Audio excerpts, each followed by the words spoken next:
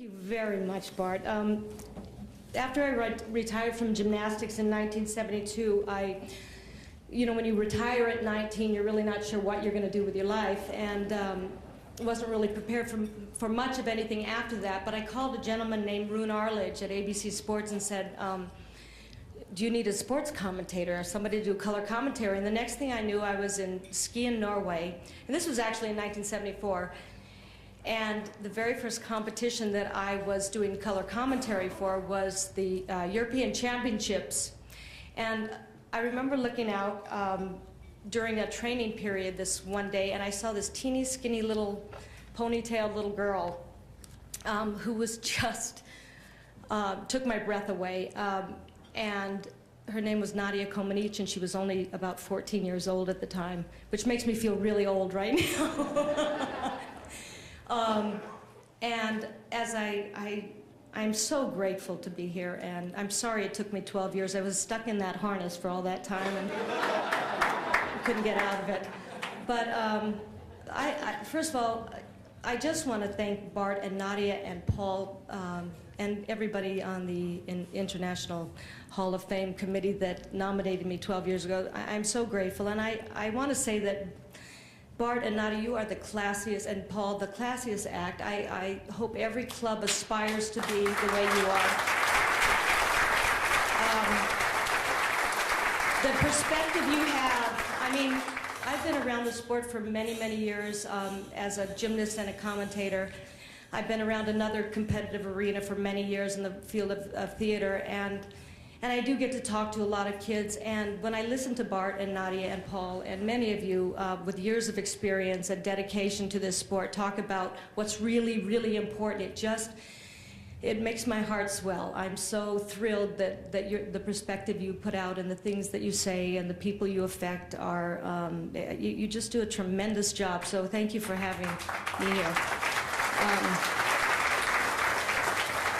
You know, it's really very difficult to stand up here and thank all the people who have touched your lives and helped you to achieve certain goals in your life. And I have to tell you that the last 3 days have been, sorry, Henrietta, I'm feeling the same way, extraordinary, because I've been away from the sport for a very long time.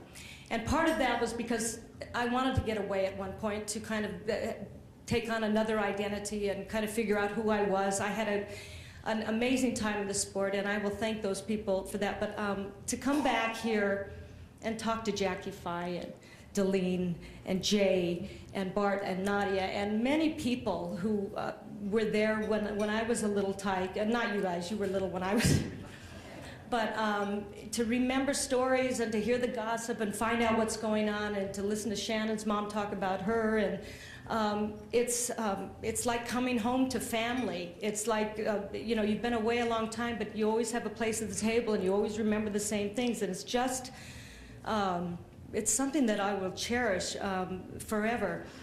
There are 3 people that I really would like to thank. First of all, my husband also wishes he could be here, but he's back at the theater and Tony Orlando opens tonight, so he had to be there.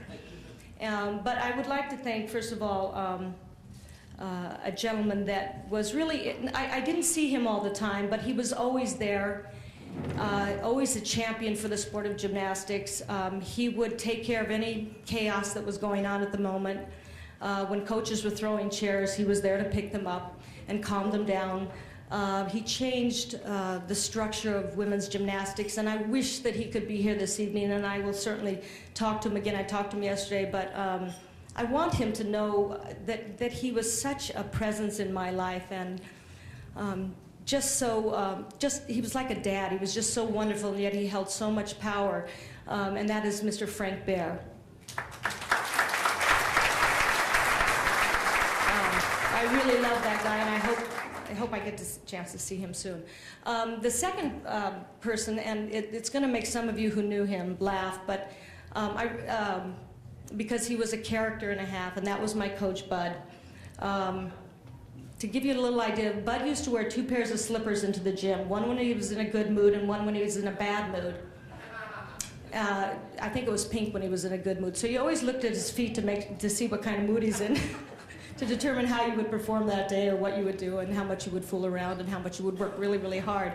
But he was somebody who, when I walked into a gym for the first time, I was about 10 years old. I started ballet at 7, and there was this trampoline at the local youth center, and I started to jump. My brother came home and said, you know, you want to jump on this? And I said, yes. I was one of those kids that was always jumping and tumbling. And anyway, I started jumping on this trampoline, and I knew that I had found my place. I knew what I wanted to do for the rest of my life. And then I met this short little guy with very, very thick Coke bottle glasses, gruff, he called himself kind of a tough German guy. He was not much bigger than I am. And he said, do you want to join my team? And I said, sure. There were no qualifications. You just kind of joined the team. And I think the greatest gift that Bud gave me was he just believed in me, like Henrietta said. It was just something he said. I remember I overheard him talking to a coach one day saying, Cathy's not afraid of anything. Well, I decided I was never going to be afraid of anything ever again. He mortgaged his house for his team. When my father was out of work and we didn't have any money, he sent me to gymnastic camp. He took me out to dinner. He was a pain in the you-know-what sometimes to deal with, and many of you judges the judges that knew him would feel the same way, but he gave his heart and soul to the sport of gymnastics and to me, and he's up there probably running some big gym meet in the sky, but he is, I'm forever grateful to Bud. And lastly, I haven't really, well, I do talk about her quite a bit, now as I'm older, but the main person I really would love to thank is my mom. My mother is a unique woman. She is one of those greatest generation of women who just faced any challenge in life head on.